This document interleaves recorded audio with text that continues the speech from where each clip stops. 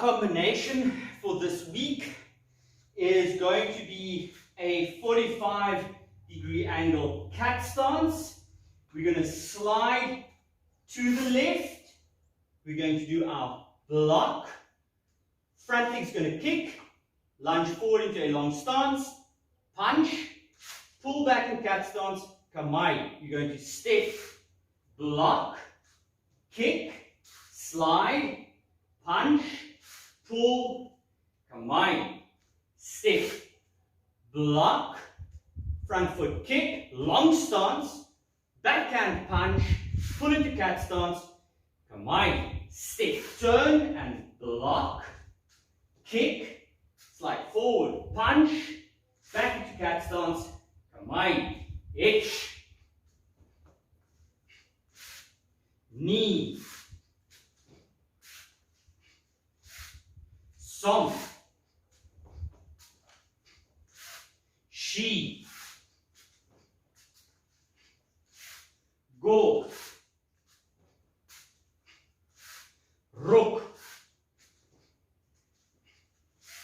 sitch, and hutch. Okay, now that we've got the combination, let's move over to the dummy and see how this is applied in self-defense.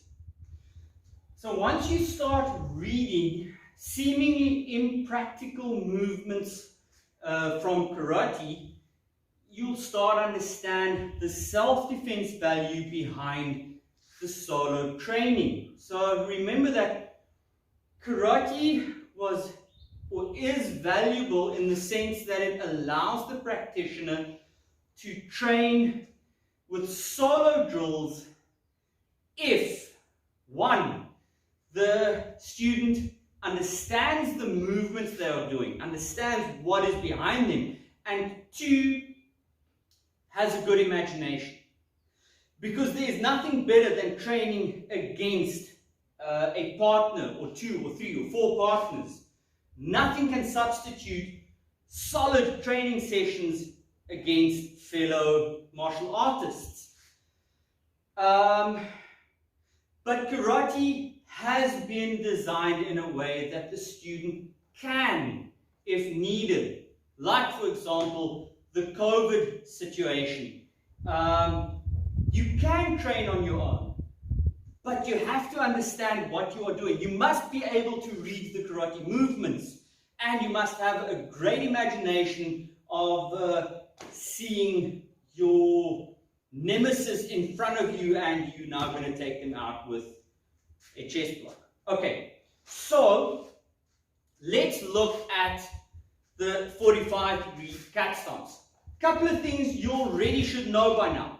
Cat stance. I'm either pulling my opponent or I'm being pushed. So the 45-degree angle here, this fits. Okay, or the cat stance. We understand that. I'm moving back, I'm pulling my opponent off balance. Great. Why 45? I kind of did show it now. If this is my center line towards my opponent, if my center line can stay to my opponent, but my opponent's center line is away from me, what a pleasure. I've taken over my opponent's center line. This is a better position for me to be in, to be able to take my opponent down and finish the fight. I hope that makes sense. Right. So, now let's look at the chudan. I personally would have put a hikyu in here. But the chudan, when I was taught this combination, kind of does make you think a little bit further. Because easy enough would have been hikyu, pulling off balance, giving a kick, and going in and hitting your opponent. Chudan to me says there's not a lot of space. I might already be within the clinched situation here. There's a lot going on, and I might actually track using the chudan here. Maybe grab the hair. There's something that I'm getting a hold of here while putting pressure against my opponent. So analyzing the combination like that is telling you that it starts with pressure and then gets into a pulling action. So when you train this against your opponent, against your partner, your friend, get that feeling of locking in place. Be it a gi, be it the hair, nice ponytail, if they've got great big ears, grab that. But lock in place here. So I'm going to use, let's say I'm going to go to my right. My left arm's going to lock in place. I'm not catching. I'm already in the fight. I lock my arm in place and then I pull off balance. Once I've got my opponent off balance in this position here, this that I see as a chudan posture, I'm going to use my front leg to kick. Now why the front leg?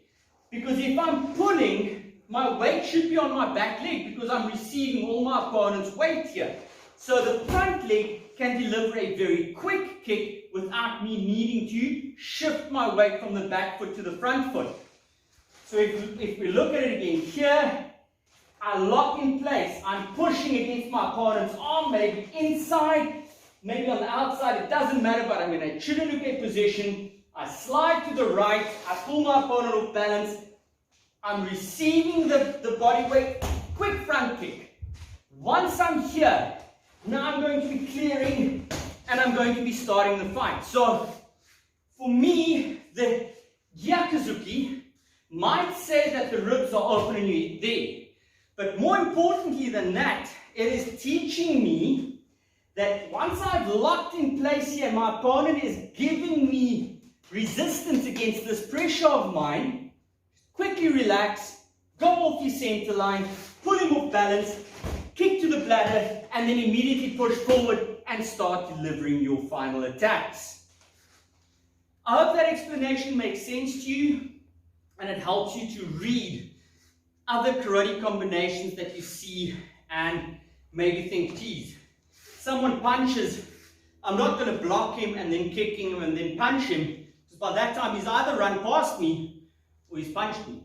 So, hopefully this helps you to read. Enjoy.